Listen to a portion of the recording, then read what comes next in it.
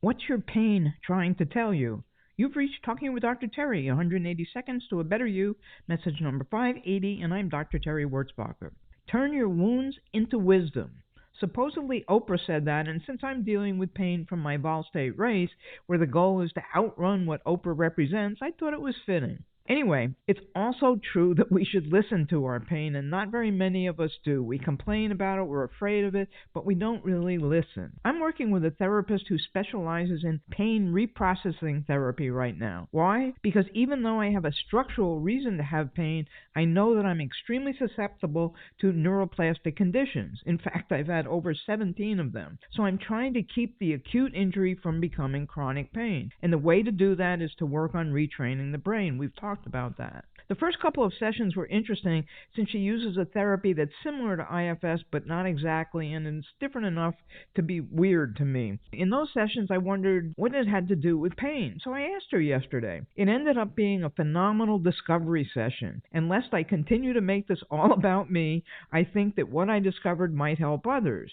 She had my pain talk to me. This kind of thing normally makes me uncomfortable because I think it's hokey. You know, it's okay for others, but I'm not going to be speaking for my pain or my body. But since I was paying her, I decided to see what would happen. My pain at the time of the session was along my 10th rib. My pain said it was knocking on the door, so to speak, and that's exactly what it was feeling like, in order to get Terry's attention. And I'm going to speak as my pain, so you'll hear me say Terry.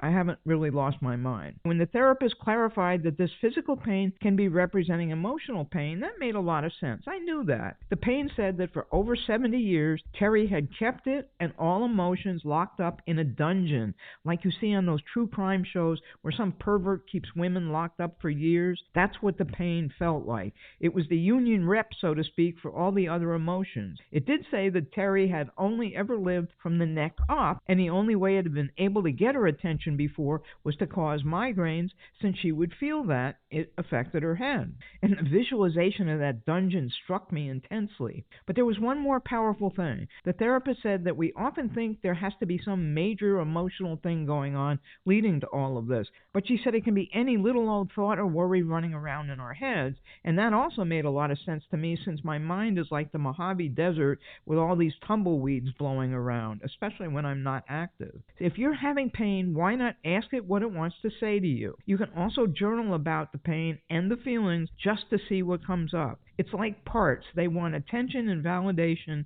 and I hope this helps some of you. Have a diamond day, everybody.